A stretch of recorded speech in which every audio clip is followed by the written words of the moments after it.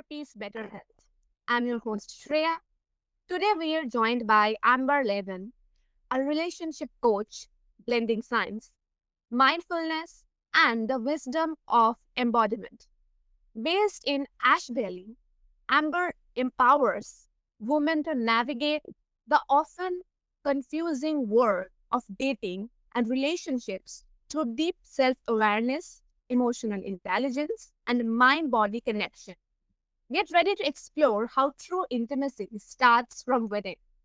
Welcome, Amber. I'm honored to have you on my show. I'm honored to be here. Thank you so much for having me. So, Amber, let's begin right at the core. What exactly is embodied relating and how does it shift the way we approach dating and relationships? Yeah, it's a way to date to where you're connected, not just with your brain, but with your body. And Okay. this changes the way we date because most of us are dating from a place of logic and, or sometimes not even thinking at all. And when we're connected in the present moment to our bodies and what we want and our values, we're able to date from a place where we're more clear and more able to make decisions that are healthy and move in a direction that we actually want to move in. That's so wonderful. And many people feel they know what they want intellectually. How does embodiment reveal a deeper layer beneath that mental knowing? Yeah, so sometimes people have our bodies are constantly giving signals to us, right? So we are animals at the end of the day. So we can know whether or not we're in fight or flight by connecting in with our body. Like there might be tension in our shoulders, there might be a falling feeling in our stomach. And our bodies are communicating with us about when something's safe or when something's not safe or when we're having anxiety. And if we ignore this experience, then we're ignoring a whole deep part of our psyche and of ourselves. So if you meet someone new and your body is reacting in a fight or flight way and you bypass that, then you're actually potentially going to continue to bypass it. And it could create a lot of problems in your relationship and a lot of tension rather than listening to those signals really early on. And that doesn't necessarily mean that this is a bad match. It might be just this communication of your body telling you that you're in anxiety for some reason. And so this way of dating allows you to um, have the whole picture rather than just your brain and your logic. Yes. That's so nice to know, and the way you explained it, it's so beautiful. And also, you work with a lot of attachment theories. So, how can understanding our attachment styles help us create healthier and more secure relationships? Yeah, so we all have attachment styles based on how we were raised, and they're not a good or bad thing. They're a spectrum. It's just how we are when we're stressed. So some people when they're stressed like tend to hyperfixate and move towards people or become really anxious, or some people when they're stressed, they kind of shut down or move away. And so if we're very aware of that, then we're able to communicate that with a partner or in a dating scenario that when I'm stressed, I tend to act in this way. And on a more dysfunctional end, if you don't know that that's how you are, then sometimes we can actually attract someone. For example, if you're more anxious, you can attract someone who pulls away or ignores you or isn't even actually invested in the relationship, and you'll continue to pursue that person even though that's not a good fit.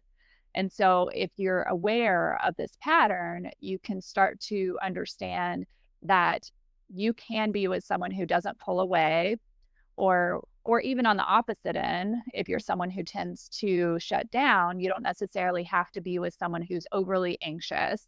You can be in a secure, safe relationship when we know more about ourselves, we actually have more power and more ability to control what's happening. Yes. Um, Whenever we don't know what's going on inside of us, we're kind of at the whims of our sensations and our bodies. Um, and so this internal knowing, I think a lot of people are interested in optimization of sleep and work schedules.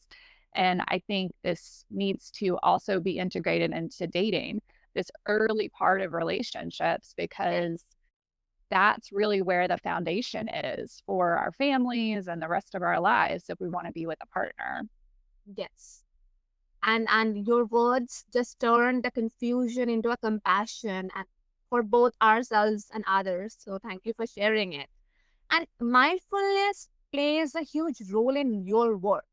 So how can simple mindfulness practices help someone stay present, especially during conflict or emotionally charged conversations? Yeah. So, dating and relationships they just trigger all the core stuff. And so it's really normal to have tension or, hard conversations.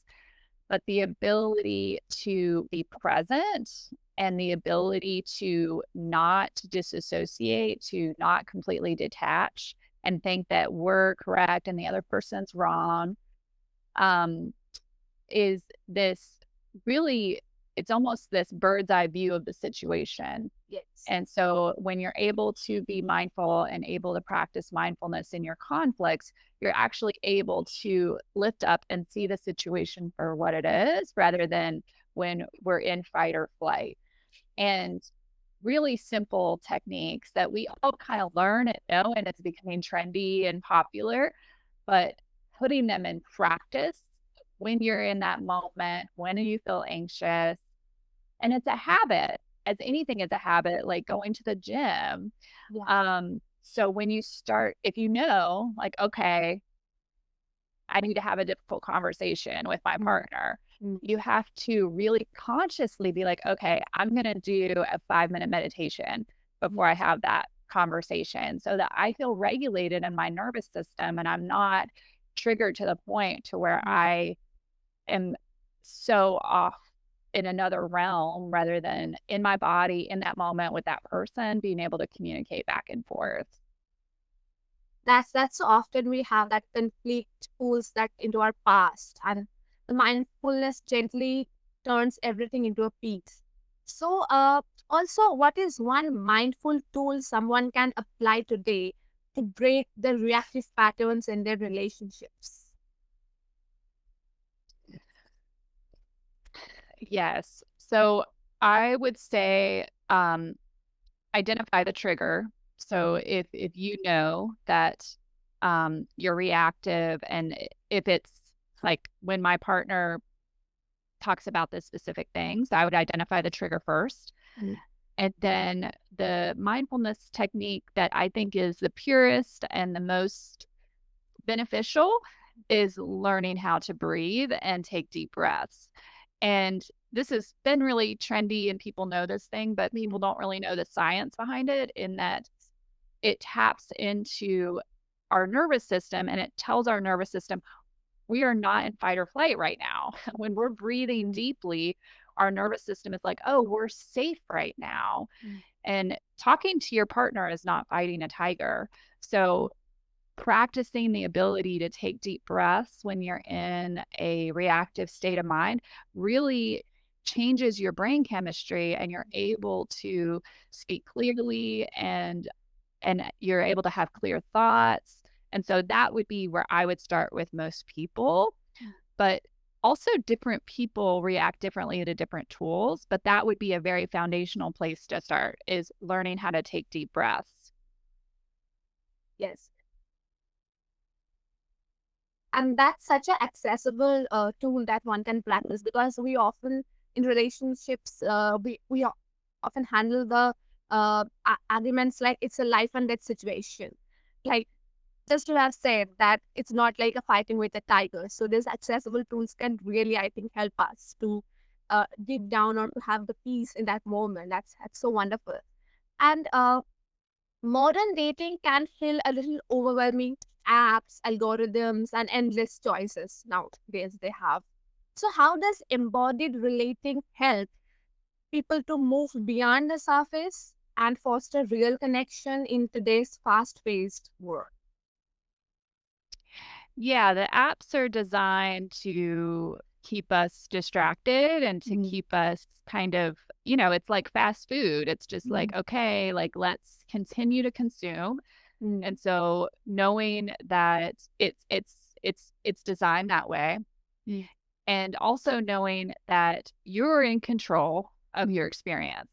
mm, So the way I do that is facilitate a support group for women, not around the apps, but just in dating and mindful dating.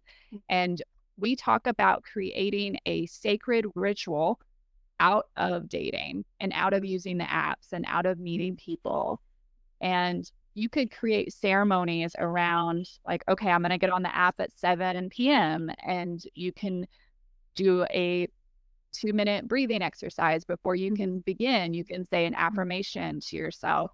This gives you the ability to create sacredness out of dating because it is a special thing. Those mm, are real people on the other end. mm, And if you are in this fight or flight state of mind when you're getting on the app, it's going to come across mm, even on texting, and it's going to come mm, across when you meet that person. And that's not how you want anyone really wants to meet people. There's a normal amount of dopamine and chemicals that happen early on in dating, so it's normal to feel anxiety, but it doesn't have to be to where you're completely off the rails, feeling anxious and overwhelmed. You can be in control. yes, yes. And your offering is a kind of soulful antidote to the swipe fatigue that so many people have these days. And do you think the digital nature of dating has made embodiment or even more necessary? Absolutely. Yeah, absolutely. In general, I think we're all just more isolated and Mm, more tend to because we just have, this device that's just our personal like virtual reality. So we have really moving away from being connected to our bodies, being connected to our intuition, and this this way of dating allows you to know what you want and not just be in this virtual world of isolation that can just kind of feel like, who am I? Who is this person? What do I actually even want? And it can just feel really mm. confusing. Yes, yes, that's so nice that you have shared that. And you have also worked with so many women through their relational journeys. So what is one powerful truth about love and connection that you wish everyone could embody? Yeah, that's a really great question. Um, I wish I work a lot with women, but this would apply to men too, but I would speak more specifically to women, is that everyone has the ability to heal within them. That is possible, and it's something that's already there and that you already know the truth within yourself. Um, Whenever I work with women, there's always this experience of I'm only just kind of creating a container so that they can find the truth for themselves. Many women that come to me are in the middle of a breakup or trying to decide what to do. And we think that we want someone else to tell us, like, what do I do? Mhm. Um, but really, the most profound transformation happens when we are able to sit and discover the truth within ourselves. And sometimes it takes a little digging.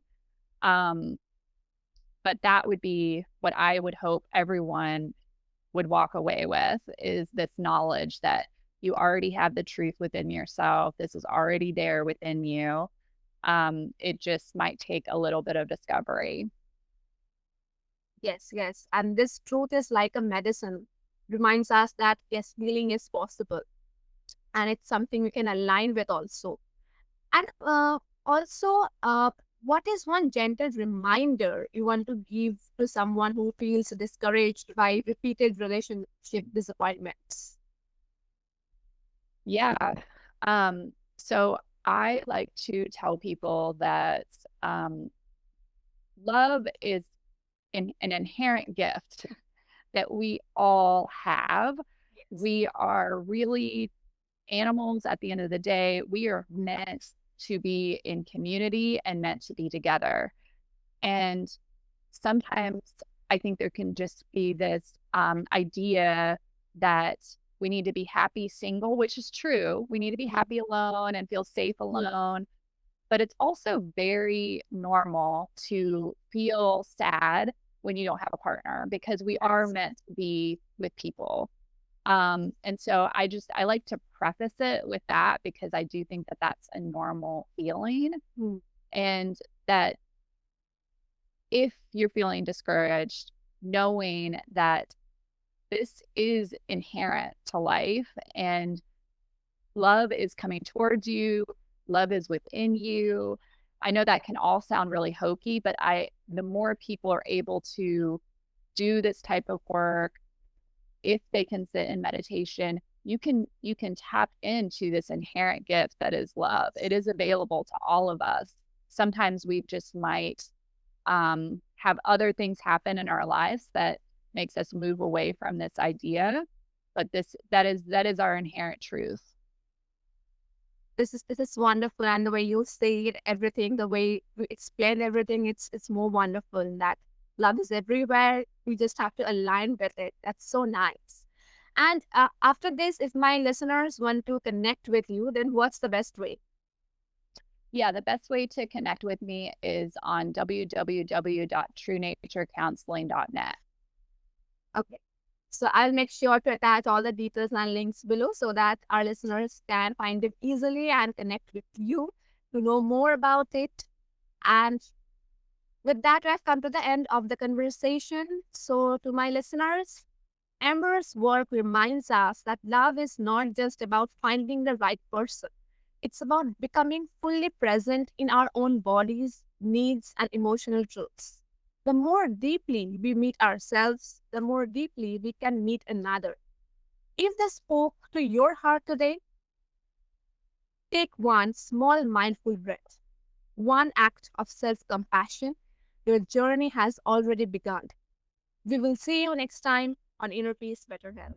Thank you.